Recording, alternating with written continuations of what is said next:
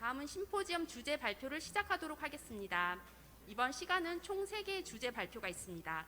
각 주제 발표 후 한두 분 정도 질의응답 시간을 갖고 이어서 다음 발표를 진행할 예정이니 연자들께서는 질의응답 시간을 고려하여 발표 시간을 맞춰주시면 감사하겠습니다.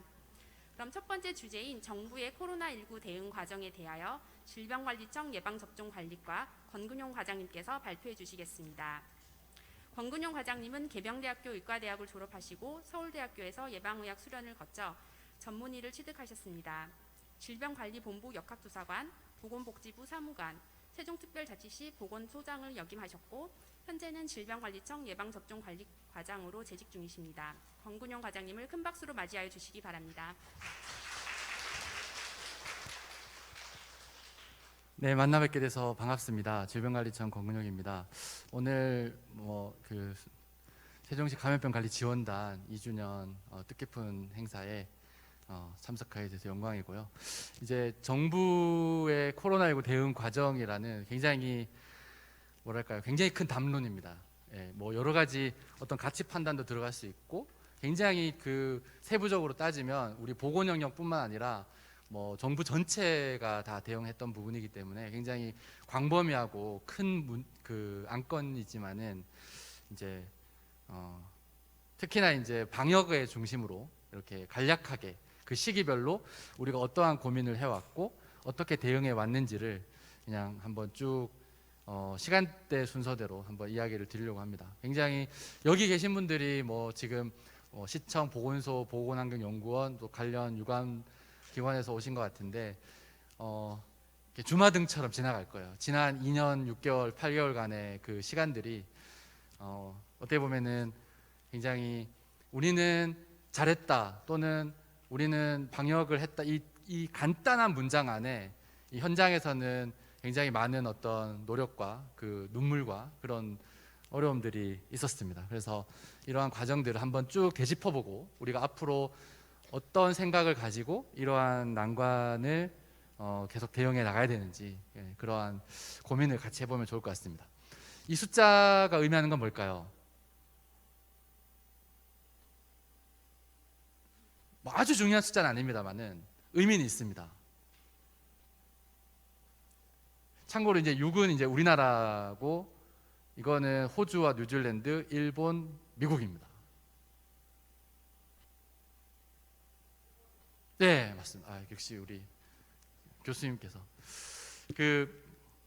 지난 5월 달에 WHO에서 물론 이제 각국의 초과 사망에 대해서는 각 기관 여러 기관에서 또는 학술지에서도 발표하고 했는데 WHO에서 대표적으로 이제 5월 달에 각국의 초과 사망률을 10만 명당 몇 명이다 이렇게 레이팅을 했어요. 근데 우리가 방역을 하는 목적이 물론 이제 여러 가지가 있겠지만은 그 중에서 가장 중요한 것이 결국에는 인명 피해를 최소화한다라는 것을 봤을 때 우리가 그간에 물론 5월 기준이지만 그간에 얼마나 많은 인명 피해를 겪었는지 또는 얼마나 많이 그거를 억제해 왔는지 결과를 보시면 이제 우리나라가 10만 명당 6명 그리고 마이너스가 나온 나라가 있어요. 그러니까 워낙에 그 사회적 억제와 거리두기를 하다 보니 이제 독감이나 여러 가지 다른 위해 요소로부터 오히려 사망이 더 줄어들었던 거고 일본이 이제 마이너스 8명이고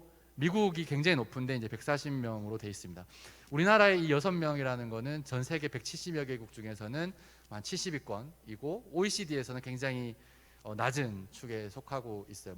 6명이라면 이제 세종시 같으면은 한 2, 30명 그 정도의 인명 피해가 있었다고 보는데 이러한 신종 감염병의 특히나 호흡기 신종 감염병의 전 세계적인 대유행 앞에서 우리가 이렇게까지 이제 인명 피해를 최소화할 수 있었다라는 것은 굉장한 성과라고 생각을 하고 우리 그 정부에서 말하는 우리의 그 성과에 대해서는 이렇게 이야기를 하고 있습니다. 물론 이것이 굉장히 이제 우수성을 좀 대변하기 위해서 하는 얘기는 하지만은 우리는 굉장히 높은 경제 회복률을 보일 거고 그리고 전 세계적으로도 사망자 수준이 낮고 또 굉장히 높은 집단 면역을 단시간에 달성했다라고 하고 있습니다. 그러한 부분에서 이제 정부에서의 대응 경과에서 굉장히 중요한 부분이 신속한 의사결정과 현장 중심의 방역이다라고 이야기하고 있고, 특히나 국민적 신뢰를 얻는 투명한 정보 공개, 그리고 사회적 비용을 최소화하는 그러한 검사, 치료, 예방 접종, 민간 의료기관의 참여가 있었다라고 이야기를 하고 있어요.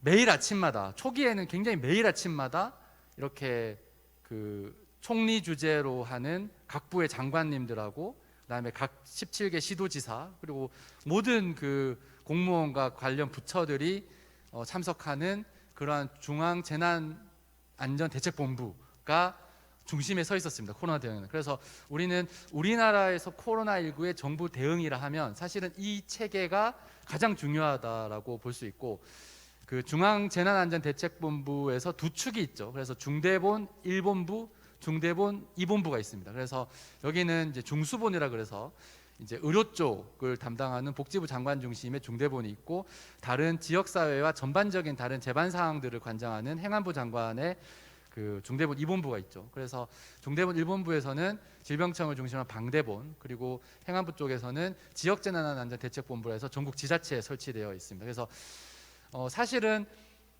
중대본 회의가 있었기 때문에 우리가 정부가 이렇게 대응을 효과적으로 신속하게 할 수 있었다고 생각을 해요. 굉장히 회의는 그냥 힘들었어요. 매일 아침마다 시장님 이렇게 앉아 계시고, 각 간부님도 앉아 계시고, 저는 이제 원장님하고 원격으로 이렇게 회의를 참여하고 매일 했었는데, 굉장히 그게 힘들었지만은 사실은 이 회의가 있었기 때문에 지금의 각 시점에서의 상황이 일시에 전국으로 다 그 배포가 되고, 그다음에 일시에 조치 사항들, 그리고 각 지역에서 올라오는 건의 사항들이 바로바로 공유가 될 수 있어서 우리나라가 가장 성공적으로 방역을 할 수 있었던 가장 큰 요인은 바로 중앙재난안전대책본부의 중대본 회의였다라고 저는 또 생각을 하고 있어요. 그래서 이러한 거버넌스가 굉장히 중요합니다.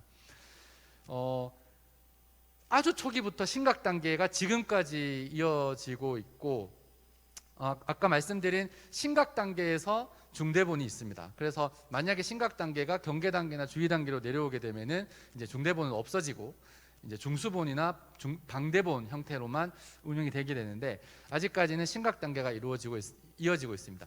유행 단계별 양상을 보시면은 20년 1월 20일에 최초 확진자가 발생하고, 이후에 아주 초반에 이제 대구 신천지 집단 감염이 생기고, 세종시에는 이제 2월 22일이었나요? 그때 이제 첫 환자가 생겼죠. 그래서 신천지에서 감염된 분이 첫 환자가 생기고 지금까지 이어지고 있는데, 각 시점마다 이제 1차 유행, 2차 유행, 3차 유행, 4차 유행, 또 5차 유행 이렇게 진행이 되어 왔습니다만은 우리는 이 초반에, 그러니까 2020년까지만 해도 백신도 없었고 치료제도 사실상 없었습니다. 그렇기 때문에 이 시기에 그 방역의 개념과 그 이후의 방역의 개념, 그리고 현재의 방역의 개념은 굉장히 많이 달라졌죠. 그래서 많이 달라졌는데, 우리는 코로나19라는 동일한 감염병을 대응해 왔지만 그때 변이에 따라서 어떻게 보면 거의 새로운 감염병을 만나오고 대응해 왔다라고 볼 수 있겠습니다. 가장 위기의 순간은 사실은 지금 되짚어 보면 이제 수도권 중심으로 했던 대유행이 있었고, 또 델타 변이가 확산이 되면서 작년 겨울철에 맞았던 다시 4차 유행, 그리고 이제 최근에 3월 달을 중심으로 한 오미크론 대유행들이 가장 큰 고비가 아니었나 생각을 합니다. 각 시점별로 보시기 전에 초기에는 우리는 제로 코로나를 추구해 왔습니다. 정부에서는 3T 전략, 조기 진단하고 신속하게 역학조사하고 안전하게 치료하는 3T 전략을 추구했었고, 이 3T 전략이 우리가 조기에 퇴치할 수 있고 억제할 수 있는 질병이었다면 사실은 굉장히 효율적이고 단시간에 스퍼트할 수 있는 굉장히 효율적인 전략이었지만은, 사실은 이 부분은 지금으로서는 불가능하죠.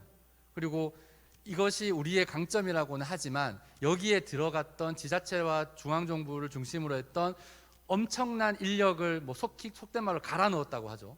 그러한 어떻게 보면 눈물겨운 그런 노력들이 있었습니다. 그런 당시에 이제 제로 코로나라는 목적이라는 것이 있었고, 그래서 뭐 동선을 추적해서 각 확진자별로 조사를 하고 뭐 재난 문자를 보내서 어디 갔다 온 사람들 검사해라, 또 막 전수 검사를 한다, 학교 가서 검사하고, 뭐 엄청난 그 노력들이 있었습니다. 그래서 뭐 보건환경연구원도 막 24시간 검사를 하고, 그래서 어떻게든 많이 검사하고 많이 발견해야 된다, 추적해야 된다, 이러한 부분들이 초기까지는 이루어졌습니다. 그리고 신속하고 투명하게 공개하고 모든 의사결정에는 중앙행정기관과 자치단체가 함께 참여해서 결정한다. 그리고 백신 접종은 이제 신속하게 한다. 거리두기, 네 가지 축을 중심으로 한 방역 역량 극대화가 주요 전략이었습니다. 시점별로 보시면은 2019년 12월 31일에 중국에서 후베이성 우한시에서 폐렴 환자가 27명 발생했다라고 발표를 했습니다. 이때 이제 새해를 맞았을 때 불길한 이제 기운이 들었었죠. 그래서 초기에만 해도 이것이 뭐냐, 원인 불명 폐렴이다. 그래서 이것을 우리가 어떻게 검역을 하고 어떻게 검사를 할 건지가 초기에 그 가장 그러니까 시급한 문제였습니다. 그래서 어떻게 진단 검사를 개발하느냐가 주된 부분이었고, 신종 감염병이 왔을 때 그 신종 감염병을 어떻게 우리가 정의하고 감염원이 뭐고 사람 간 전파가 이루어지느냐, 그리고 어떻게 진단하느냐가 굉장히 중요한데, 초기에는 이제 이러한 부분들, 그리고 초기에 이때만 해도 사람 간 전파가 이루어진다라는 것이 확실치가 않았어요. 그렇기 때문에 거의 뭐 미지의 상황이었죠. 그런 상황에서 가장 중요한, 일단 환자가 발생하면 우리가 발견을 할 수 있어야 된다라는 부분이 중요했고, 날짜를 보시면 굉장히 긴박하게 이루어졌었고, 초기에는 판 코로나 바이러스라고 해서 코로나19를 스페시픽하게 진단할 수 없이 판 코로나 바이러스, 코로나 전체에 대한 검사를 하고 난 후에 뭐 추가적으로 검사를 하는 그러한 형태로 이제 시작을 했었죠. 그래서 이후에는 이제 발생이 실제로 이제 나왔어요. 그래서 확진자가 나오지 않다가 실제로 1월 20일에 검역 단계에서 해외 유입 첫 환자가 발생하고 바로 주의 단계로 상향을 하고, 주의 단계에 따르는 중앙방역대책본부가 설치가 됩니다.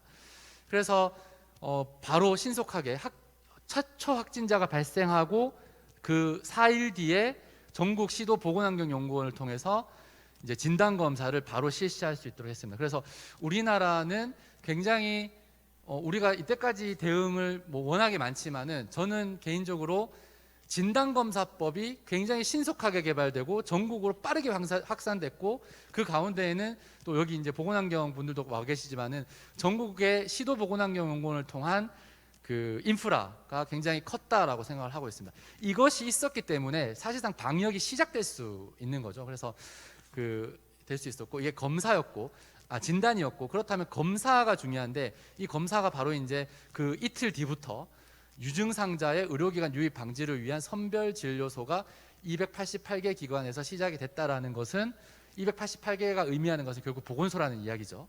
그렇기 때문에 이제 전국 보건소에서 일시에 이제 선별진료소를 시작했습니다. 우리 세종시도 초기에 이제 음압 텐트를 막 쳐가지고 눈 오는데 막 그렇게 추운 날씨에도 불구하고 전국에서 이렇게 시작을 했었습니다. 발생이 확산이 됐습니다. 그래서 2월에 들면서 점차 확산됐고, 대구 신천지 대확산을 계기로 이제 크게 확산이 됐는데, 그래서 진단 검사를 이제 진단시약 제품 긴급 사용 승인을 2월 4일 떨어지고 바로 민간 의료기관까지로 진단 검사가 확대됐습니다. 이때만 해도 갑작스러운 대규모 발생 또는 대규모 공포심이 이제 확산됐기 때문에 마스크나 여러 가지 방호복, 그리고 병상, 이런 부분에 대해서 갑자기 맞는 상황에 대해서 우리가 빨리 이 부분을 이제 균등하게 배분하고 효율적으로 방역 역량과 자원을 세팅하는 문제가 관건이었습니다. 그래서 이 시기에는 이제 방역 자원과 역량을 확대하는 부분에 심혈을 기울였고, 3월달 들어서 계속해서 이제 발생이 지속되고, 한때 신천지 이후에 3월, 4월 때 일시적으로 조금 이제 확진 추세가 머뭇했던 시기가 있었습니다. 그때 이제 하지만 여전히 이제 그런 위기감은 고조되고 있었고, 그 시기에 우리는 이제 방역 체계를 고도화해 나갔습니다. 진단 검사를 더욱더 신속하게 하기 위해서 이제 드라이브스루라는 더 신속한 방역 체계가 도입이 됐고, 검역은 이제 모든 입국자에 대해서 특별 입국 절차가 마련이 되고 3월 19일부터 확대가 됐습니다. 그리고 해외 입국자 방역 관리가 강화되고, 또 QR 코드라고 해서 이제 전자 출입 명부가 6월달, 뭐 상대적으로 좀 긴 기간이긴 한데 이제 6월달부터 QR 코드가 이제 실시가 됐습니다. 그러다가 이제 우리는 20년 겨울에 수도권 대유행이라는 굉장히 어려운 위기에 직면하게 됩니다. 이때는 하루 사망자가 세 자리 숫자가 이제 나오기 시작했어요. 그러면서 이제 수천 명이라는 어떤 기록적인 이제 일일 확진자를 만나게 되고, 그러면서 수도권에 대한 집중 검사가 필요해서 이제 임시 선별 검사소를 설치하게 되고, 이때만 해도 수도권을 갔다 온 분들이 집중적으로 우리 세종시에서도 많이 발생을 했던 시기였습니다. 그래서 병상 확보, 거점 전담병원, 여러 가지 인력과 보상 그리고 역학조사 인력, 이런 부분들에 대해서 전 국가적인 방역 역량을 싹싹 끌고 모으는 그러한 총력 대응의 시기가 있었습니다. 그러다가 이제 드디어 2월 26일이었나요? 네, 그때부터 예방 접종이 시작되기 시작했습니다. 사실은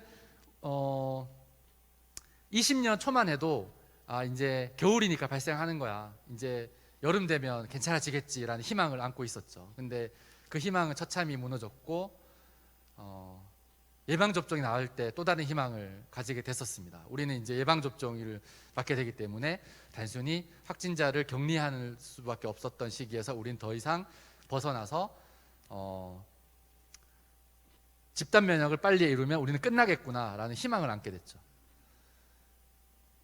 물론 그 희망은 다들 어떻게 결과적으로 이어졌는지 아시겠습니다만, 변이가 이렇게 무섭다는 걸 또 깨달았습니다. 하여튼 이때만 해도 이제 전국도 예방접종 센터를 설치를 하고 위탁 의료기관에서 이제 접종을 시작을 했죠. 그래서 불과 7, 8개월 안에 10월 달에 전 국민 70% 접종이라는 기록적인 속도를 발휘하게 됩니다. 그래서 우리는 이제 예방 접종의 시기를 지금 계속해서 이제 이어나가고 있는데,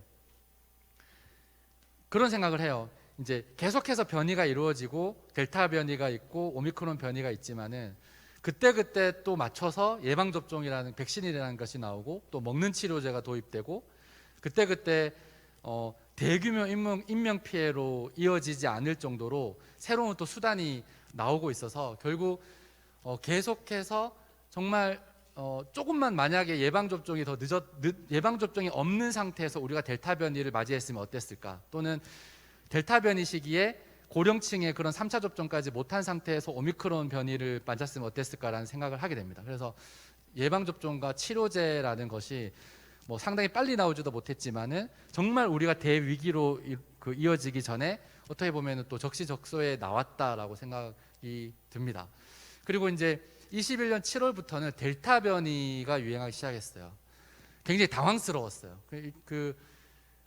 모든 변이, 사실은 코로나19가 해마다 계속해서 변이가 이루어졌고, 작은 변이부터 해서 큰 변이까지 이루어졌지만은, 아까 이제 앞서서 교수님께서 말씀해 주셨지만 변이가 사실 이루어진다라는 거는 중증도가 더 낮은 방향으로 이루어질 가능성이 큰데, 델타 변이 때는 중증도가 더 올라가는 방향으로 이루어졌고 전파력도 더 강해졌습니다. 그래서 도저히 지금 3T 전략으로는 감당이 어려웠던 그런 시기가 되겠어요. 그래서 대상자 대택 치료를 이제 강화했습니다. 그래서 기본적으로 치료 개념을 모든 사람을 다 입원시키는 것이 아니라 재택 치료를 해서 이제 병원에서 그렇게 하던 부분을 이제 가정에서 치료할 수 있는 부분으로 이제 전환이 됐죠.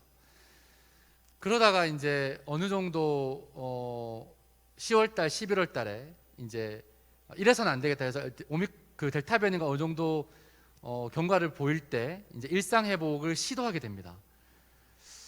지금 와서는 섣부른 시도였다라는 의견들도 많죠. 기억납니까? 이때 일상 회복 우리는 더 이상 이제 하겠다라고 했는데, 위원회가 출범되고 단계적으로 우리는 일상회복을 해 나가겠다. 그래서 단계적 거리두기 완화, 방역 패스 도입, 재택치료 활성화라는 세 가지를 가지고 우리는 방역과 일상을 조화시켜 나가겠다라고 했지만은 멈췄습니다. 연말에 다시 멈췄고 의료 체계를 정비하고 다시 이때만 해도 굉장히 다시 이제 급속도로 확진자 수가 증가했고 위중증 환자가 이제 이 유행 때만 해도 1,000명을 넘어갔었어요. 그래서 굉장히 위기의 순간이었습니다. 그래서 21년 12월 한 달 동안 고령층의 3차 접종을 집중적으로 한다라고 해서 이래선 더 이상 안 되겠다라고 해서 고령층에 대한 특단의 대책으로 아주 강력한 3차 접종을 실시하게 됩니다. 그리고 일상회복을 멈추고 다시 거리두기를 확대하고 추가 병상을 확충하게 됩니다.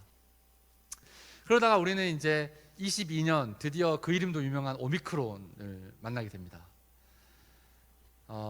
새로운 질병의 그 도래라고 볼 수 있겠어요. 그래서 오미크론이 등장하면서 10만 명, 20만 명, 30만 명, 40만 명, 60만 명대까지 이제 발생을 하게 됐어요. 그래서 이거는 더 이상 우리는 어떻게 할 수 없다.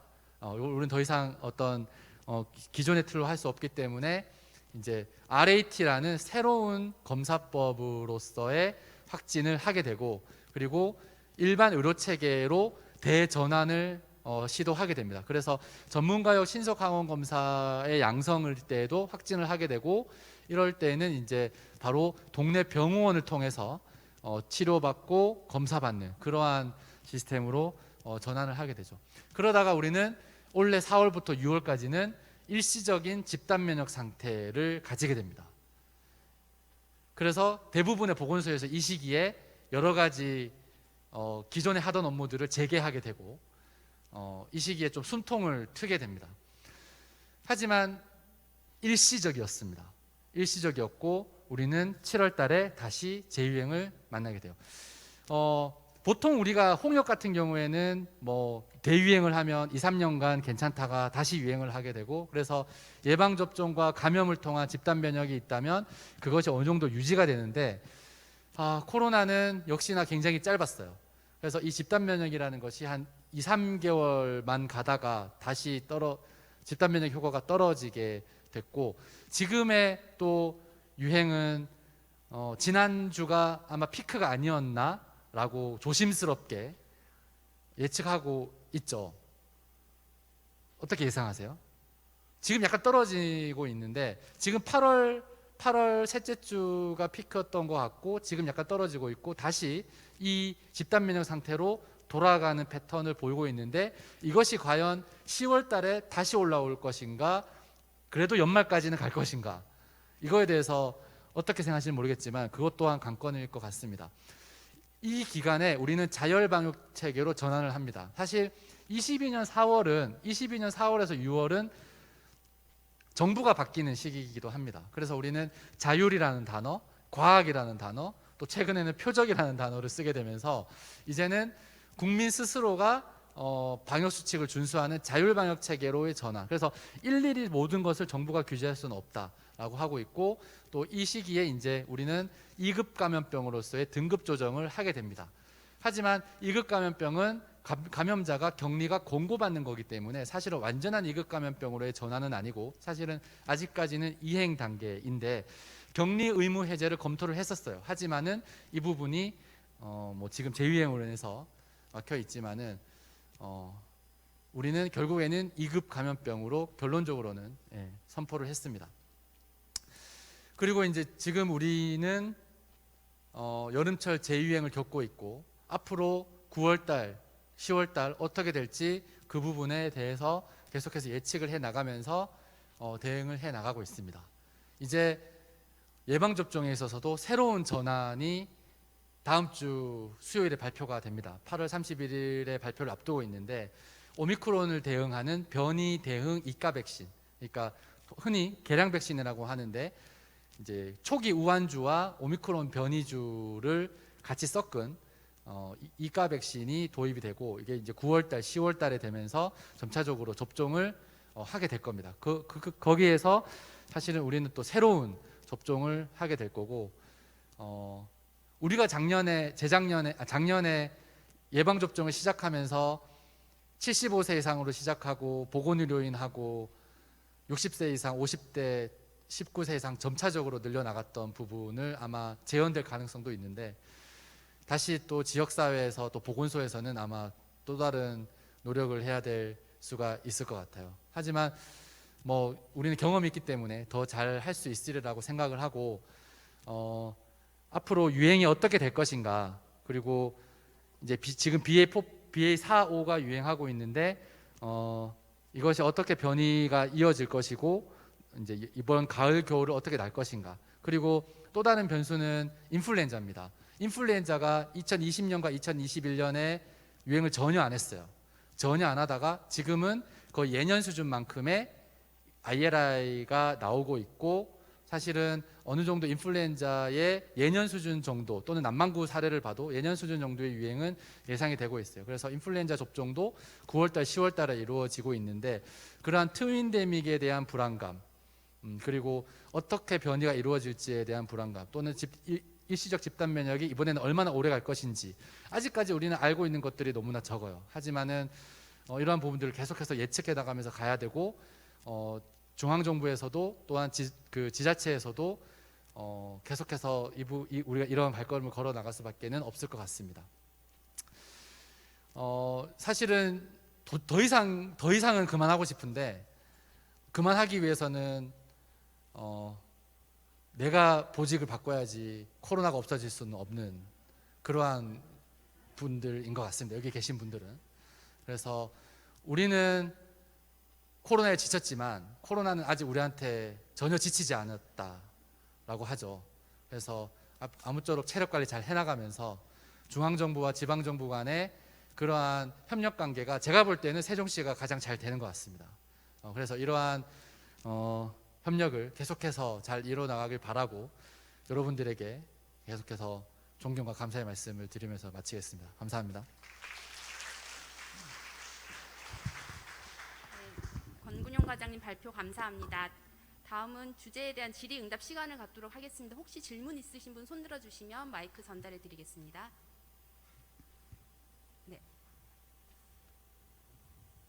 네, 과장님 강의 너무 감사히 잘 들었습니다.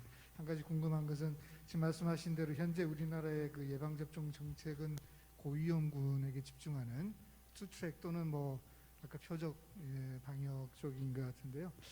우리 최은하 교수님 말씀해 주셨지만 이제 젊은 연령에서 환자 건수가 많이 늘어나면서 이제 사망 건수도 따라서 늘고 있고 그런 상황인데, 글쎄요, 뭐 나이 드신 분들도 이제 물론 참 그 생명이 잘못됐을 때 참 안타깝지만, 특히 이제 젊은 연령에서는 아무리 소수라도 그 여파가 더 클 수밖에 없는데, 앞으로 그 이제 젊은 연령에서 예방 정책은 여전히 좀 권고나 좀 그런 식으로 계속 하실 건지, 좀 더 이렇게 강화하실 그런 어떤 계획이 있으신지 좀 궁금합니다.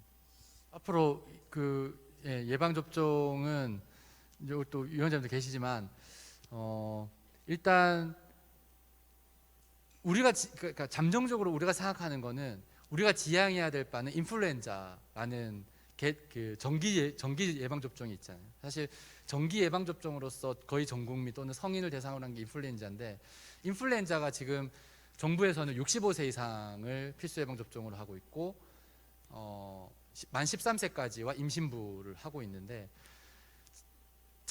장기적으로는 그렇게 가야 될 거라고 정부에서 생각을 하고 있습니다. 그래서 언제까지 지금 또 일부 국가에서는 그 코로나19 예방 접종의 유료화 얘기까지도 나오고 있어요. 그래서 어느 정도 시점이 된다라면 우리는 결국엔 치명률과 사회적인 비용이 높은 그러한 고위험군을 대상으로 정부에서 지원을 하고 적극적으로 공고하되, 나머지에 대해서는 인플루엔자처럼 허용은 하되 그 부분을 정부 차원에서 드라이브하지는 않겠다라는 방향은 가지고 있습니다만, 그것이 이번 하반기냐에 대해서는 굉장히 의문입니다. 그렇기 때문에 이번 하반기에 이가 백신, 닭가 백신이 나왔을 때까지는 사실은 우리가 아직까지 그렇게까지 완전한 어떤 일상적인 정기 접종으로 넘어가지는 못할 거라고 보고 있고, 그러한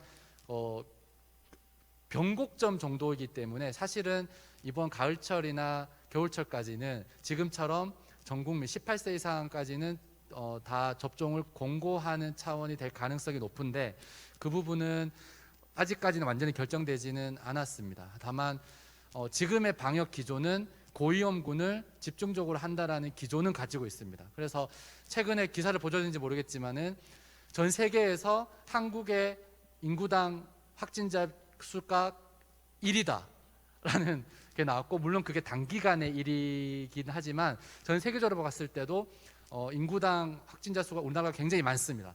굉장히 많지만은 치명률은 거의 최저점에 있습니다. 그래서 최근에 치명률이 0.03까지도 떨어진다라고 하고 있는데, 그러한 면에서 우리가 계속 강조하는 거는 발생률은 높지만 우리는 치명률이 최저고 고위험군과 사망률과 위중증을 예방하는 데 최선을 다하고 있다라는 기조는 가지고 있습니다만은 예방 접종에 있어서는 아직까지는 그렇게 고위험군에 한정적으로 하기에는 조금은 빠르다라고 보는 시각이 있습니다.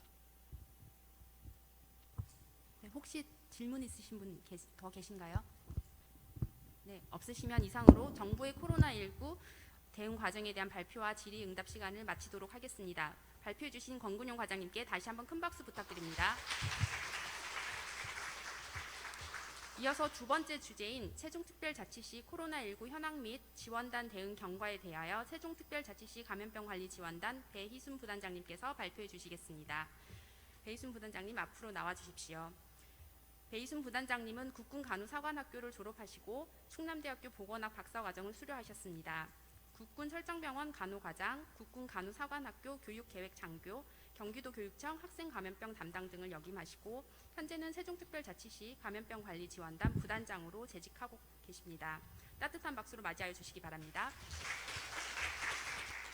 네, 반갑습니다. 네, 시간이 많이 지체돼가지고 제가 많이 시간을 최대한 빨리 해서 절약할 수 있도록 해서 다음 귀한 패널 시간을 침해받지 않도록 노력해 보겠습니다. 바쁘지만 다시 한번 저희 이 자리에 참석해 주신 분들한테 너무너무 감사를 드리고 저희가 두도를 맞을 수 있도록 열심히 지원해 주시고 격려해 주신 세종시청 그리고 보건소 관계자분들한테 다시 한번 마음을 전해 드립니다. 그리고 저희가 처음 지원단의 업무를 맡고 그 첫 발을 내딜 수 있도록 그간의 경험과 노하우를 알려준 지원단이 있습니다. 충남 지원단. 네. 그리고 저희가 17개 지원단 중에서 제일 막내로 출범을 했는데 저희 한 발짝 한 발짝 내올 때 외롭지 않도록 같이 협력해 준 대전 지원단, 충북 지원단, 예, 그리고 충청권 질병대응센터에 같이 뜨거운 마음을 전해드립니다. 감사드립니다. 네. 네. 네. 제가 발표할 내용은 세종시 코로나19 현황 및 지원단 대응 경과입니다. 저희가 거의 2년이 됐고요. 저희 단장님 비롯해서 7명이 지금 근무를 하고 있습니다. 네. 발표 순서는 발생 현황으로부터 코로나 지원단 대응 경과 및 재원 순이 되겠습니다. 발표에 앞서서 저희 전체 발생 현황을 조금 이해를 돕기 위해서 인구학적 특성을 잠깐 소개해 드릴까 합니다. 세종시는 2021년 기준으로 평균 연령이 37.4세입니다. 전국 평균 연령보다 6세가 어립니다. 그러니까 전국 시도 중에서 가장 영한 도시인 거죠. 젊은 도시고 그 중에서도 보면 9세 이하, 10대 이하, 그리고 30대, 40대가 전국 대비 인구 비중이 높습니다. 상대적으로 20대하고 50대 이상에서는 전국보다 낮은 그런 인구 유형을 특성을 가지고 있습니다. 앞으로 말씀드린 코로나 발생 현황을 이해하시는 데 조금 도움이 되실 것 같습니다. 전 세계적으로는 지금 현재 치명률이 한 1.08%를 나타내고 있고요. 대체적으로 최근 3주에서 약간 감소를 하고 있지만 가까운 일본과 우리나라에서는 확진자 수는 조금은 감소했지만 사망자가 조금 증가하는 그런 양상을 보이고 있습니다.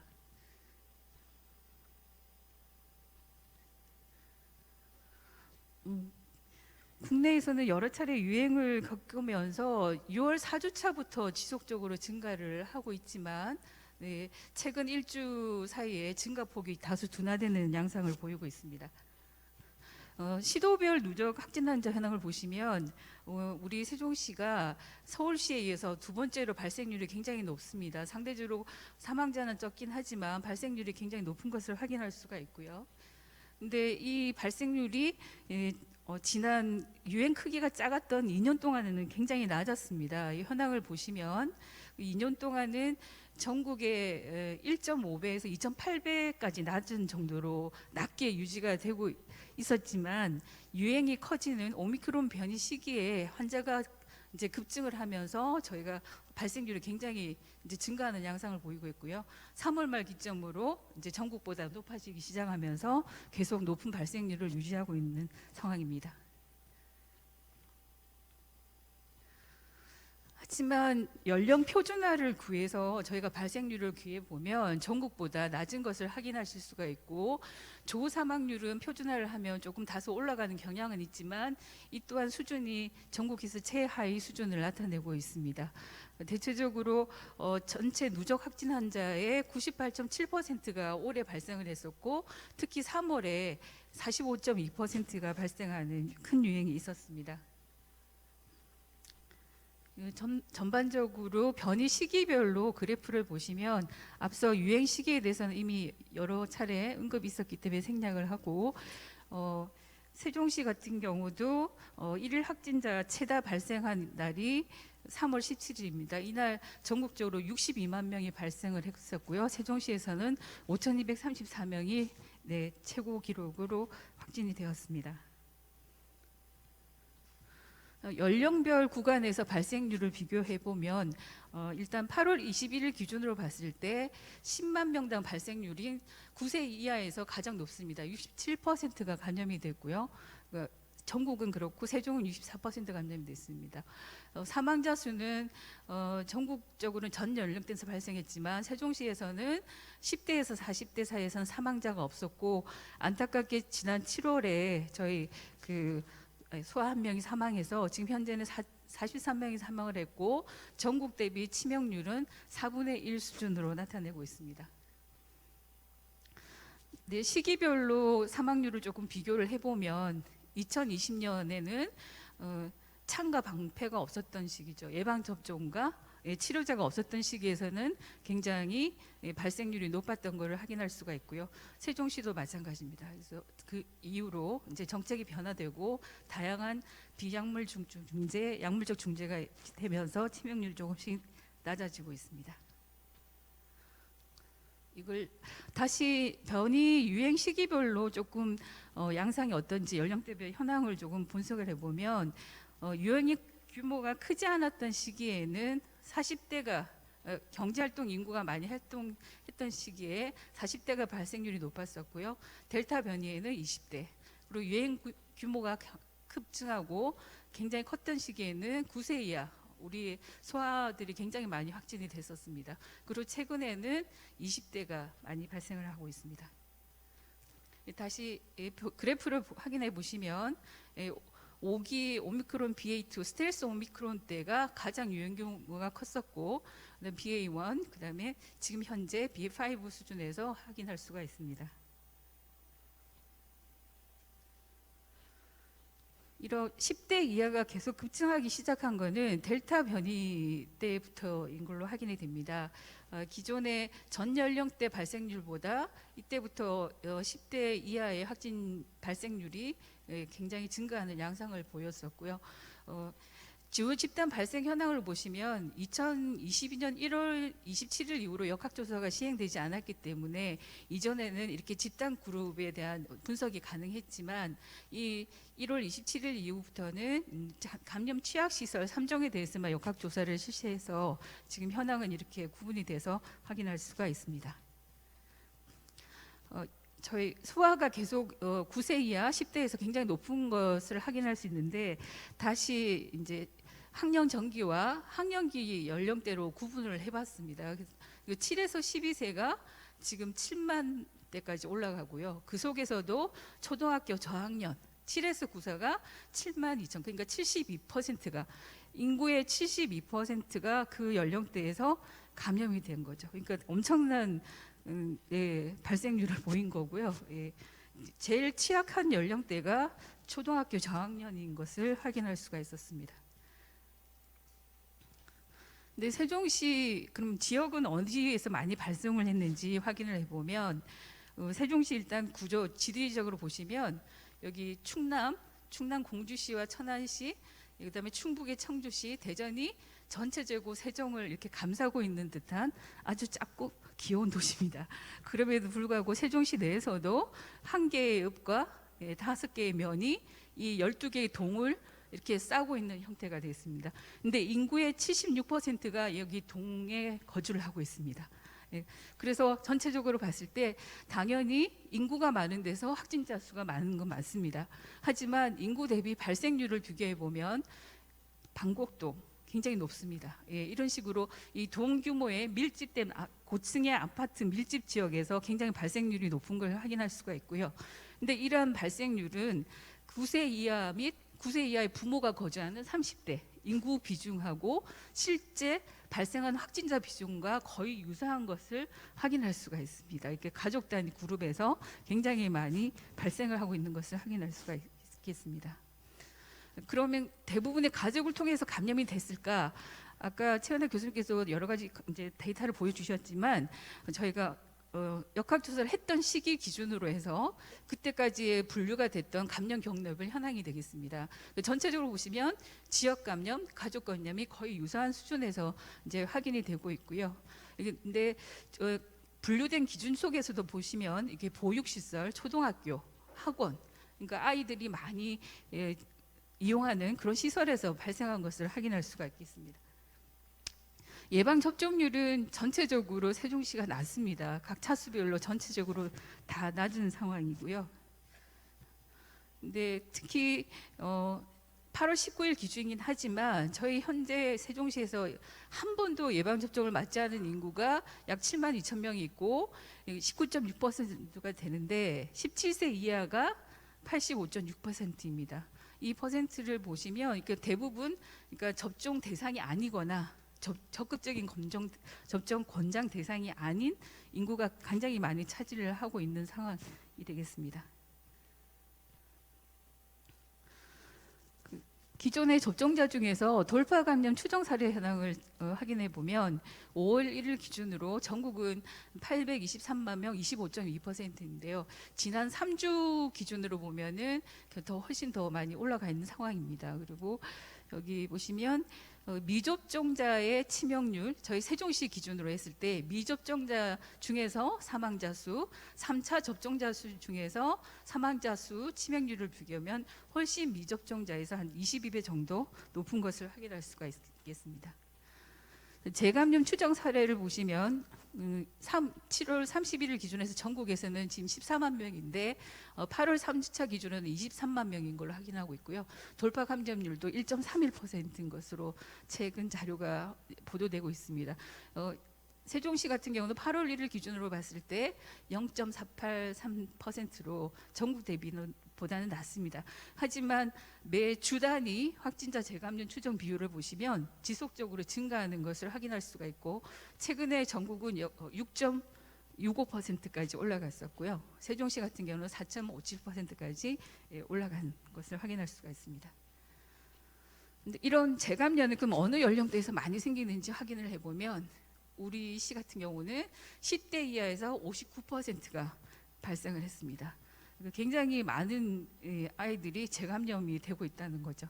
근데 그 중에서도 다시 학년기 연령군으로 다시 구분을 해보면 7에서 12세 초등학생으로 추정되는 이 연령대에서 240명, 33%가 재감염이 됐었고요. 지금 재감염 평균 소요율도 보시면 지금 빈도수가 적은 60세 이상을 제외하고 나면 점점점 나이가 어릴수록 재감염 소요일이 짧은 것을 확인할 수가 있습니다. 거의 145일이면 5개월 이내에 다시 재감염이 된다는 거죠.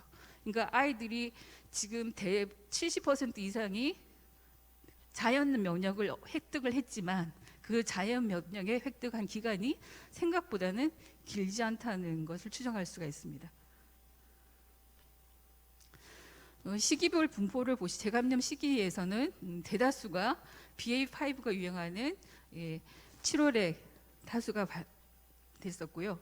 18세 이하 사례 수를 보시면 전반적으로 66%가 18세 이하의 어린 연령군에서 예방 접종을 받지 않은 어린 연령군에서 많이 발생하는 걸 알 수 있습니다.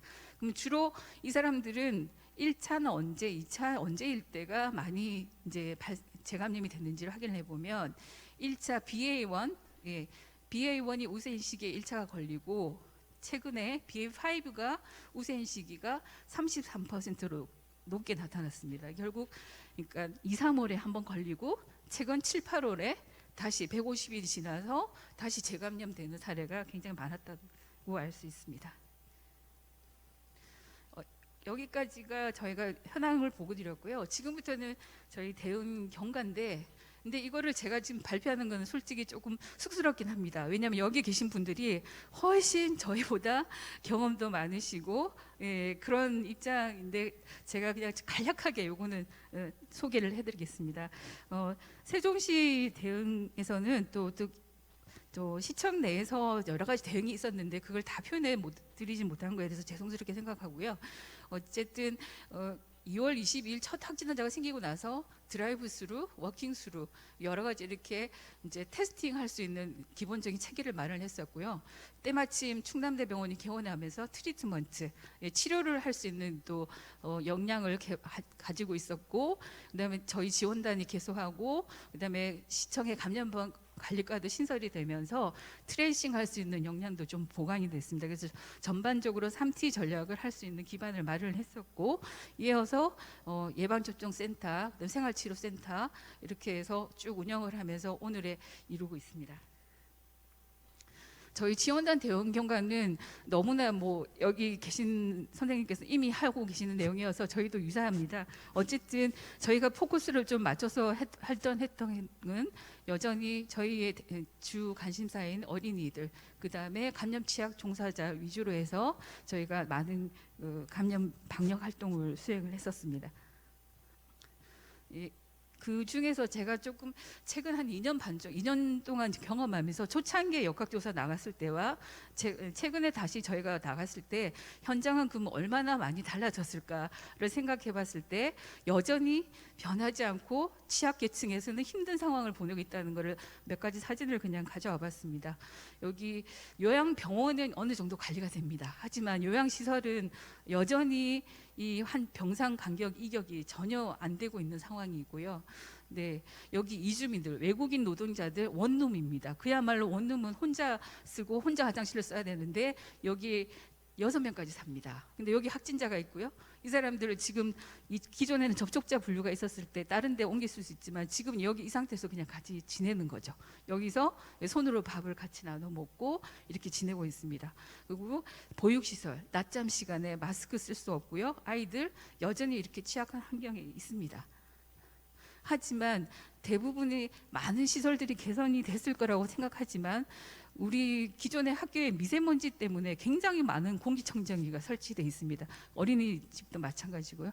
근데 실제로 공기 청정기가 이 안에 열어보면 눈으로 육안으로 확인할 정도로 먼지가 꽉 차여 있고 전혀 관리가 안 됩니다. 그래서 이거 저희가 한 100개 정도를 환경 검체를 해봤을 때 청정기에서 가장 많은 양성이 나왔었고요. 냉방기 필터와 마찬가지입니다. 그래서 이렇게 굉장히 많은 양성이 나오는데 최근에도 계속 교육부에서 정책이 이 청정기를 보급하는 쪽으로 많은 정책들이 이루어지지만 실제로 보급도 중요하지만 이런 관리를 어떻게 하는지가 훨씬 더 중요하다는 걸 현장에서 느낄 수가 있고요. 그리고 아이들이 아까 1m 이내의 병상을 보는 그 창문 시설입니다. 지금 이 창문은 다 열리지도 않습니다. 안전 문제 여러 가지 문제라서 있고요. 아이들 낮잠 잤던 어린이집 창문 사이즈거든요. 그러니까 시설 자체가 이렇게 뭐 개조할 수 있거나 지금 그런 구조가 아니기 때문에 여전히 많은 홍보를 하고 있지만 근본적인 대안을 시행을 할 수 없는 여건도 있을 수 있다는 걸 현장에서 확인할 수가 있습니다. 감염 관리도 저희가 굉장히 많은 뭐 온라인 교육 자료, 그다음 실제 현장 가서 교육, 굉장히 많은 교육을 했음에도 불구하고 여전히 현장에서는 그들만의 방식대로 관리가 되고 있습니다. 이 손소독제 관리 안 되고 있고요. 이런 세면 도구 다 모아서 이렇게 한꺼번에 관리하고 있고, 아직도 이 레벨 D를 입고 적절하게 착용을 하지 않은 상태에서 확진자를 돌보는 사례. 그리고 환경 소독제 인증되지 않은 제품들 너무나 많이 사용하고 있고요. 이분들이 왜 이걸 쓰냐고 물으면 무독성이라는 그런 광고를 보고 선택을 했답니다. 이 무독성이라는 살균 소독제는 없음에도 불구하고 여전히 부정확한 정보로 현장에서는 이렇게 이루어지고 있습니다. 마지막으로 재원입니다. 이 부분 또한 너무나 잘 알고 계시지만 제가 생각한 봤을 때 조금 요약을 드리자면, 일단 지역사회 감염병 대응 관리 역량을 강화하기 위해서 전체적으로 협력 체계가 필요하겠다는 부분입니다. 그게 의사회, 그다음에 의료기관, 요양병사, 양성기관 등 여러 가지 협력 체계가 필요하고, 특히 우리 취약계층인 그 아이들, 노인들을 대상으로 하는 그런 시설 간에서 정보 공유가 굉장히 필요하겠다는 생각을 해봤습니다.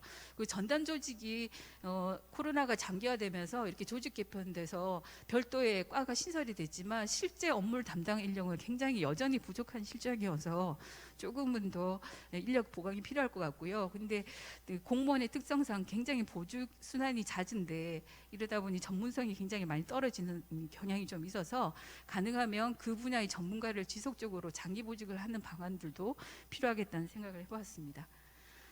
그리고 취약계층을 위해서는 앞서 말씀드린 그 문제점으로 대체를 하도록 하겠습니다. 그리고 지속 가능한 방역 책임 의료 체계 확보를 위해서는 지금 최근에 화두되고 있는 그 먹는 치료제 처방에 대해서 생각보다 세종시 의사회 스님들이 굉장히 생각이 변화를 빨리 안 주고 계셔가지고요, 굉장히 처방률이 낮습니다. 그래서 이걸 어떻게 독려할 것인지 저희가 조금 더 적극적인 활성화 방안을 고민을 좀 해봐야 될 것 같습니다.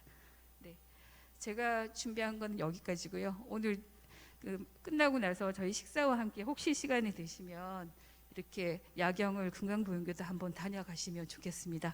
감사합니다. 배희순 부단장님 발표 감사합니다. 혹시 질문 있으신 분 손들어 주시면 질의응답 시간 갖도록 하겠습니다.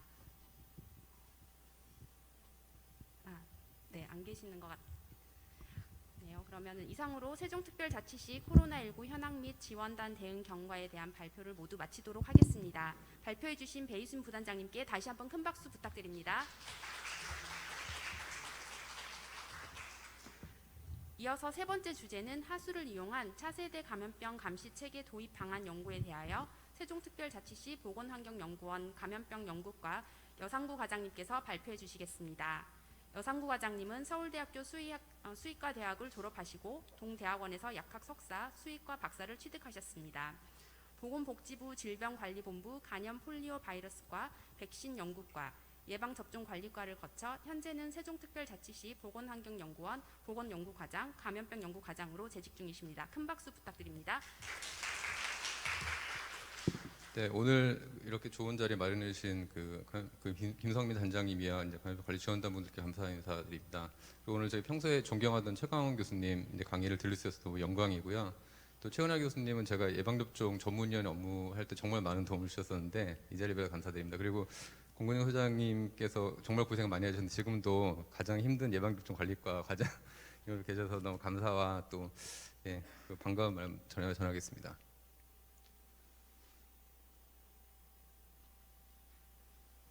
제목이 좀 생소하실 수도 있는데요. 이제 보시는 것처럼 이제 하수를 이용한 저희 이제 앞으로 새로운 감염병의 감시 체계에 대해서 지금 연구를 진행하고 있는데요. 그 내용을 좀 소개해드리려고 합니다.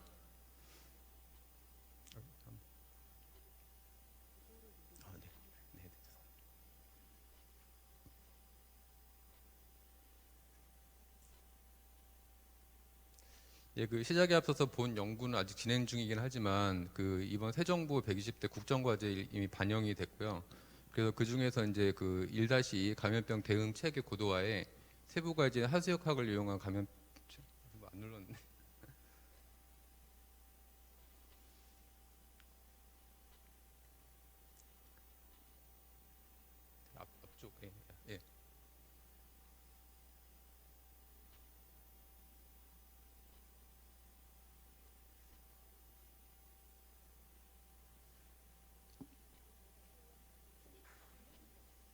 그러면 넘겨주시면 제가 말씀.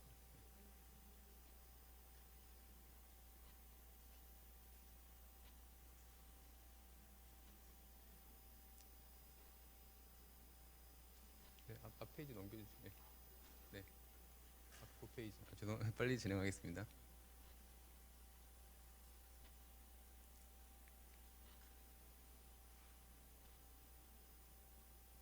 다음 장. 네, 그 하수를 이용한 그 감염병 방역 체계 대응 선진화 지금 과제가 들어서 진행 중에 있습니다.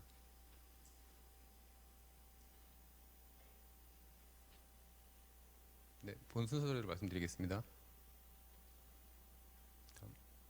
다음. 예, 그 아시는 것처럼 이제 감염병은 지금 현재 그 엄청나게 많은 기술 개발이 이루어짐에도 불구하고 여전히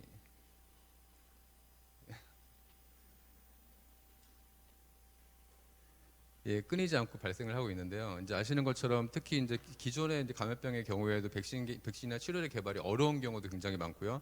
또 이제 그 현재 코로나 같이 그 여러 가지 변이와 관련된 문제들도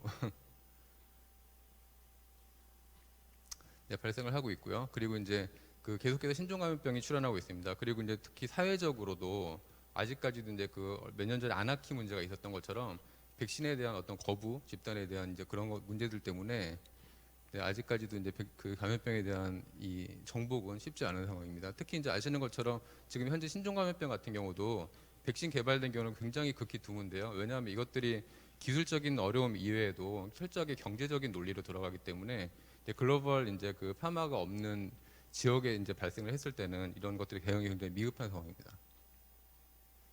네, 그래서 저희가 2019년도 그 9월에 개원을 하고 이제 저희가 바로 이제 12월 달에 그 감염병 업무 개시를 했는데요. 이제 저희가 그 이후에 바로 코로나를 겪으면서 굉장히 대응이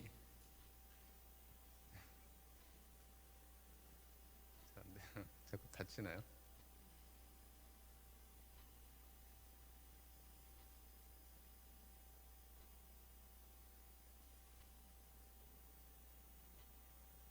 지금 기기가 PDF를 잘 인식을 못하는 것 같습니다.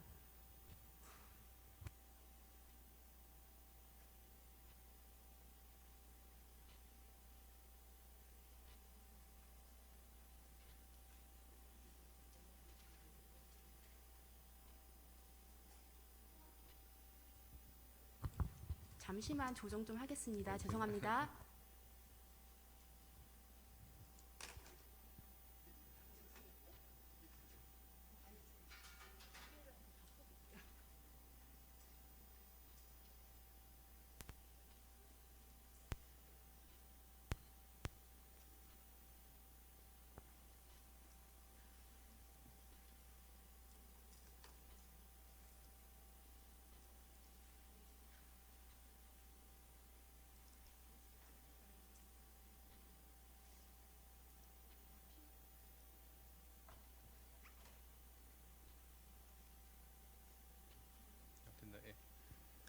예, 좀 더 빨리 진행하겠습니다. 예, 그래서 지금 저희가 그 이제 2020년도에 그 코로나 때문에 굉장히 정신없이 바쁘긴 했는데 저희 이제 바로 옆에 있는 고려대학교하고 같이 이제 MOU를 맺고 여러 가지 연구 프로젝트를 진행했는데요. 그래서 이후에 이 하수를 이용한 새로운 그 감염병 감시 체계에 대한 연구를 이제 질병관리청에 제안을 드렸고요. 현재 저희 질병관리청과 같이 아까 말씀드린 국정과제 포함해서 이 연구를 진행을 하고 있습니다. 다음, 네. 앞으로. 네, 그래서 아시는 것처럼 하수라는 게 이제 우리가 사용한 여러 가지 이제 그 뭐 이제 다양한 것들을 이제 배출하는 이제 건데요.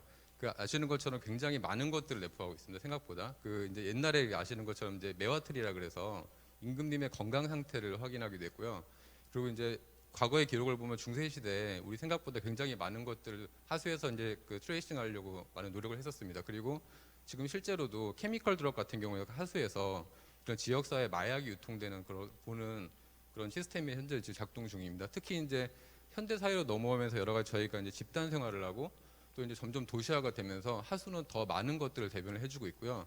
그래서 이제 저희가 이것들을 잘 활용한다면 그 현재 저희가 가지고 있는 보건의료 체계에 대한 네, 앞쪽으로 좀 네, 다음 네.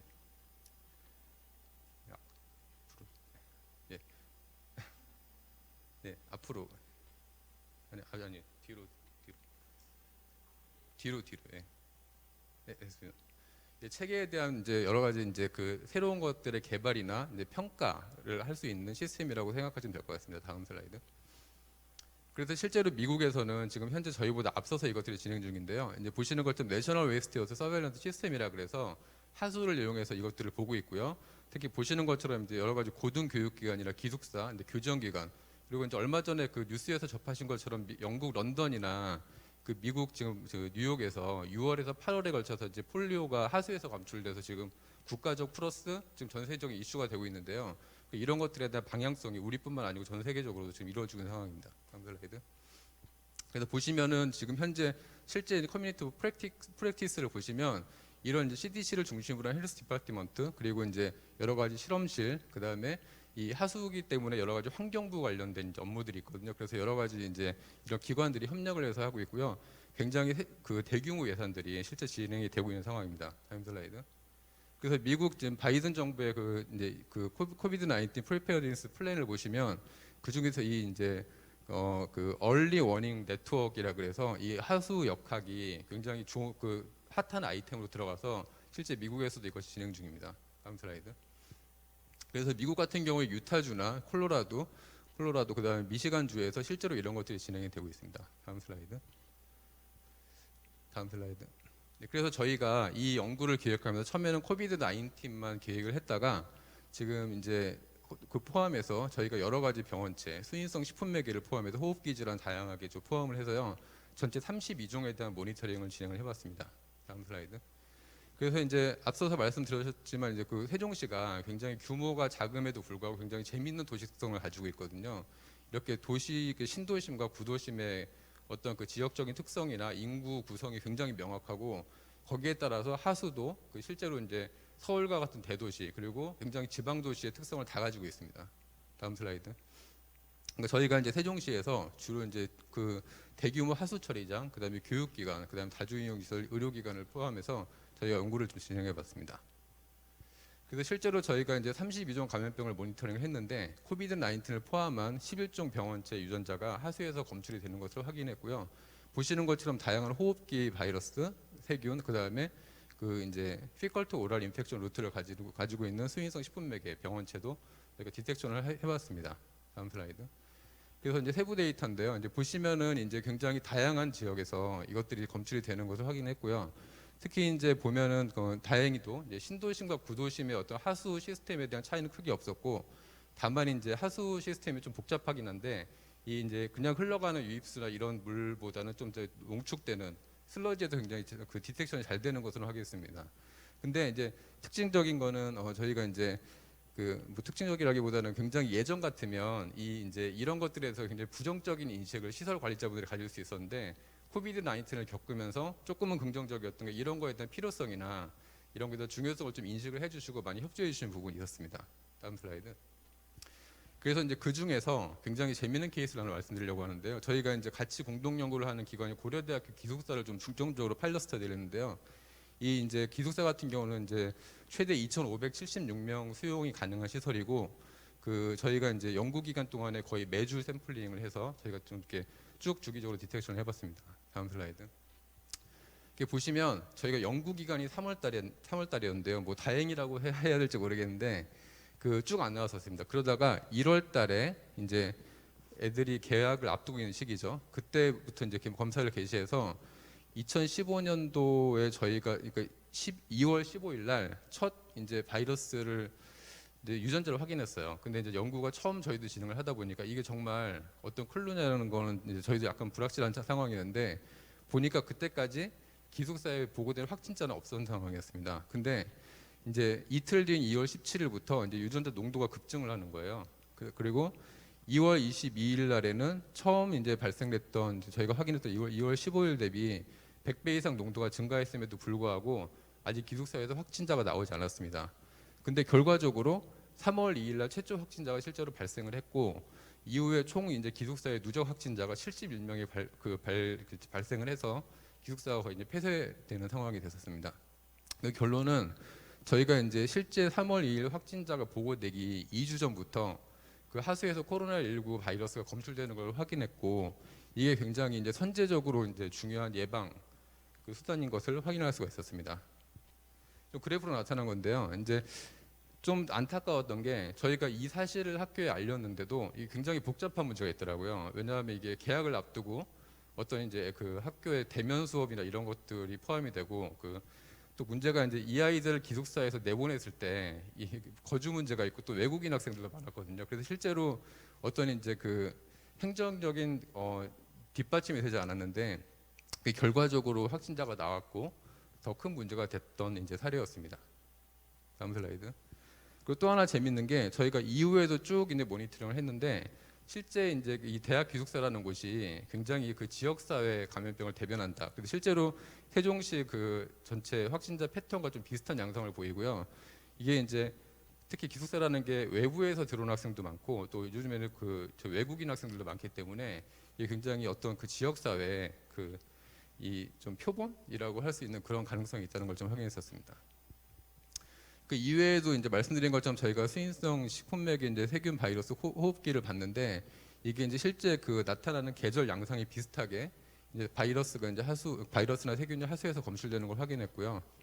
다음 슬라이드. 그리고 저희가 이제 기존에 그 임상 기반 감시망을 운영하고 있습니다. 이제 호흡기나 이제 수인성에 대한 감시망을 하고 있는데 저희 세종시뿐만 아니고 인근 지자체의 어떤 대이터와 비교를 해봐도 이 하수에서 검출되는 패턴이 굉장히 유사해서 이 이제 하수에서 저희가 보는 이 그 감시 체계가 기존 임상 기반 감시 체계와도 굉장히 비슷해서 이게 신뢰성이 높다는 걸 좀 확인을 해봤습니다. 그 실제로 이거 말고도 저희가 휴먼 코로나를 이용해서 여러 가지 이제 그 바이러스 분리나 정제 그리고 이제 다음 슬라이드 그리고 이제 여러 가지 그 실제 하수들이 그 다양한 이제 성상을 가지고 있기 때문에 그거에 대한 이제 테스트도 해봤는데요. 특히 이제 그런 성상은 크게 이 디텍션 그 방법에 영향을 미치지 않는다는 것을 확인했습니다. 그 저희가 본 연구 결과를 그 이제 그 W 스피어라 그래가지고요. 이제 국제적으로 이런 것들 DB화하는 작업이 있는데요. 다음 슬라이드. 그래서 실제로 이제 한국 최초로 이 결과를 등재해서 지금 국제적으로 이 결과를 공유한 상황입니다. 그리고 이제 저희가 또 중요했던 게 그러니까 이게 지금 아직 연구 초기이긴 하지만 이게 실제로 나중에 정책화되려면 이제 사실 초반부터 그런 것들을 논의를 하는 게 굉장히 중요하다고 생각을 해서요. 그 다양한 이제 그 이해 당사자분들을 모시고 초반부터 회의를 많이 했고요. 특히 이제 재밌었던 게 이제 그 저희 국회 입법조사처에서도 오셔서 이런 것들을 어떻게 제도화하는지에 대한 조언을 많이 주셨거든요. 그래서 이제 그런 걸 진행했었습니다. 다음 슬라이드. 그래서 거기서 나왔던 게 실제로 이제 아까 말씀드린 것처럼 여러 이제 부처들이 이제 해당되는 업무이기 때문에 이 이제 하수를 담당하는 부서 또 이제 보건, 환경, 행정을 담당하는 부서 간의 협력이 필요하고 그 아까 고대 사례에서도 말씀드렸던 것처럼 실제로 이런 것들이 발생을 했을 때 어떻게 하는 것이 중요하냐 이런 것들에 대한 매뉴얼이 중요하다. 또 특히 이 호흡기 감염병도 그렇지만 수인성 같은 경우는 실제로 이게 이제 피컬트 오럴 인펙션 루트를 가지기 때문에 환자 발생하고도 굉장히 깊은 연관이 있거든요. 그래서 그런 것들에 대한 어떤 국가적인 대응책 마련이 필요하다 이런 얘기가 나왔었습니다. 그리고 또한 법적인 문제에 대해서도 저희가 이제 논의를 했는데 그 이제 여러 가지 실제 이제 왜냐하면 저희가 이거를 하려면 굉장히 레이버 인텐시브한 일이거든요. 그래서 이게 이제 실제 법을 개정을 해서 어떤 제도와 그다음에 의무화하는 부분하고 그다음에 인력이나 예산을 확보하는 부분들이 병행돼야 되기 때문에 이런 논의도 같이 진행을 했었습니다. 그래서 이제 말씀드린 것처럼 저희가 이제 이거를 그 질병관리청에서 과제화를 해주셔서 저희가 이제 용역 과제로 진행을 해서 그 당시 이제 4월달에 그 이제 정의경 청장님이 아직 계실 때였는데 저희가 이제 요 과제가 이제 그 당시 인수위에 포함돼서 이제 중요 과제로 보고를 드렸고 현재는 새 정부 국정과제에 포함돼서 좀 더 활발한 연구를 진행하고 있는 상황입니다. 다음 슬라이드. 그래서 이제 저희가 이제 해보면서 느낀 건데 실제로 이제 아까 법적인 것도 말씀을 드렸지만 이게 중앙 정부하고 그 지방 정부 그다음에 이제 학계가 같이 연계해서 실제로 현장에서 적용 가능한 연구 그리고 실질적으로 국민들에게 도움이 되는 연구를 위해서는 초반부터 이런 이제 어떤 정책적인 부분들을 같이 논의하는 게 굉장히 중요하다고 생각했고요. 다음 슬라이드. 특히 이제 저희가 해봤을 때 말씀드렸던 것처럼 계속 강조하지만 법률과 제도적인 뒷받침이 되지 않으면 실제로 이것들을 현장 적용하기 어렵다라는 생각을 많이 하고 있습니다. 다음 슬라이드. 그래서 이제 뭐 지금 다양하게 생각 중입니다. 여러 가지 감염병 예방법이라든지 아니면 이제 어떤 인력적인 부분 때문에 이제 행안부를 통한 법 그리고 또 이제 여러 가지 그 재난 안전 관련된 법들에 이런 것들 약간 의무화하는 거에 대해서 지금 아직 논의 중이고요. 이건 아마 이제 올해나 내년도 되면은 조금 더 구체화돼서 좀 말씀을 드릴 수 있을 것 같습니다. 그리고 실제로 미국에서도 지금 현재 그 감염성 그 바이러스뿐만 아니고 이제 항생제 내성이나 이런 것들에 대해서 좀 더 아이템을 확대하려는 노력을 하고 있고요. 아까 그 바이든 정부 이제 말씀드렸지만 코비드 19뿐만 아니고 여러 가지 아까 말씀드린 폴리오 이런 부분에 대해서 이제 확대하고 있고 우리나라도 그런 지금 그 움직임이 있는 상황입니다. 그 저희가 이제 그 계속해서 지금 이제 2단계 연구가 진행이 되고 있는데요. 지금 이제 이런 거에 대한 검출을 또 좀 더 센시티브하게 하는 부분에 대해서 또 이제 세종시를 중심으로 연구를 하고 있고요. 다음 슬라이드. 그리고 이제 말씀드렸던 것처럼 여러 가지 병원체에 대해서 확대하는 부분에 왜냐하면 이게 병원체마다 이제 그 어떤 발생하는 이제 그 레이턴트 피리어도 다르고 여러 가지 다양한 특성이 있기 때문에 어떻게 저를 디텍션하고 또 얼마나 빨리 그 국민들이나 이제 그 관련 부서들에게 이제 이 결과를 환류하는 방법 이런 것들에 대해서 논의를 하고 있습니다. 여러 가지 저희가 예측 모델이나 이런 것들도 조금 이제 관련 전문가들하고 좀 논의를 해서 지금 현재 진행을 하고 있는 상황입니다. 그리고 이제 또 아까 말씀드렸지만 이제 굉장히 이게 그 대도시나 중소도시 그리고 농촌별로 이 하수나 이제 어떤 밀집도에 대한 이제 그 특성이 다르기 때문에 어떻게 접근하고 이 시스템을 어떻게 적용하느냐가 되게 관건이고요. 그래서 지금 2단계 연구에서는 질병관리청, 그다음에 저희 세종시, 그다음에 이제 그 고려대학교가 같이 주축이 돼서 전국 보건학교 연구원에 참여를 하는 방법으로 지금 17개 시도가 동시에 이제 이거를 좀 적용해 볼 예정인데요. 그래서 이런 이제 지역적 특색을 감안해서 저희가 앞으로 이런 연구를 좀 더 확대하고 이제 요거에 대한 어떤 제도를 마련하려고 지금 노력하고 있습니다. 일부러 빨리 진행했는데 마지막 슬라이드인데요. 그 저희가 지금 이제 굉장히 많은 노력을 하지만 오늘 이렇게 모인 주제가 위드 코로나인데요. 실제로 위드 코로나를 하려면 저희가 어떤 그 여러 가지 이제 보건학적으로 또 이제 그 어떤 사회 경제적인 부분, 비용 편익 부분도 고려를 해야 되고 또 하나가 실제로 아까도 말씀드렸지만 국민들이 실제로 이제 그 조금 더 불편하지 않으면서도 이런 이제 감염병과 같이 생활할 수 있는 시스템을 하려면 제 생각에는 지금 현재 시스템으로 저희가 대응하는 건 굉장히 한계가 있다고 봅니다. 그래서 이것들이 아직은 초기 단계지만 저희가 좀 더 노력을 해서 아주 조금이나마 좀 국가와 국민을 위해서 저희가 좀 그 기여할 수 있다고 생각을 해서 지금 이제 부족하나마 노력을 많이 하고 있고요. 그 끝으로 저희가 이제 저희 직원들이 그 요즘 하도 고생하다 보니까 이제 9시 10시에 가도 조퇴한다고 되게 좋아하는 상황인데 그래서 이런 거 한다고 지금 이제 굉장히 더러운 하수 떠서 이제 맨날 밤에 실험하고 하는데 이 자리를 빌어서 고맙다는 말을 좀 전하고 싶습니다. 네, 감사합니다. 네, 여성구 과장님 발표 감사합니다. 진행상 매끄럽지 못한 부분 사과드립니다. 이어서 질의응답 시간을 갖도록 하겠습니다. 혹시 질문 있으신 분 손들어 주시면 마이크 전달해 드리도록 하겠습니다. 네, 하수역학에 대해서 지금 뭐 국정과제도 들어가 있고 아마 또 감염병 기본계획에도 핵심 사항으로 아마 들어갈 걸로 보고 있는데 이제 보니까 이제 지금 병원체들에서 인플루엔자나 그때그때 계절성 요인이 있거나 아니면 그때그때 어떤 방역 상황에서 중요시 되는 부분들을 좀 적시에 미리미리 캐치하면 되게 좋을 것 같은데 그러한 어떤 계절성이 있는 감염병들을 좀 더 추가할 계획도 있으세요? 되게 좋은 말씀이시고요. 저희가 2단계 과제에서는 중요한 게 일단은 지역 확대하고 이게 좀 생각보다 국정과제 들어가는 바람에 빨리 실제 제도화해서 내년도부터 사업을 하려고 지금 질병관리청에서 계획을 하고 계셔가지고 그 일단은 이제 아이템을 그러다 보니까 많이는 넣지 못했습니다. 그래서 지금 코비드 19하고 주요 호흡기하고 이제 노로바이러스 왜냐하면 실제 세균은 너무 디텍션하는데 시간이 많이 걸리기 때문에 주로 바이러스 위주로 하고 있는데요. 호흡기 바이러스 인플루엔자도 포함해서 하는 건 지금 계획을 하고 있습니다. 네, 혹시 질문 있으신 분 계신가요? 네, 없으신 것 같습니다. 그러면 하수를 이용한 차세대 감염병 감시체계 도입 방안 연구에 대한 발표와 질의응답 시간을 마치도록 하겠습니다. 여상구 과장님께 다시 한번 큰 박수 부탁드립니다. 다음으로 기관별 코로나19 그 전망과 대책에 대하여 토론 시간을 갖도록 하겠습니다. 토론을 위해서 잠시 장내 정리를 하도록 하겠습니다. 토론 테이블이 마련되면 토론자분들은 무대 위로 나와주시면 됩니다.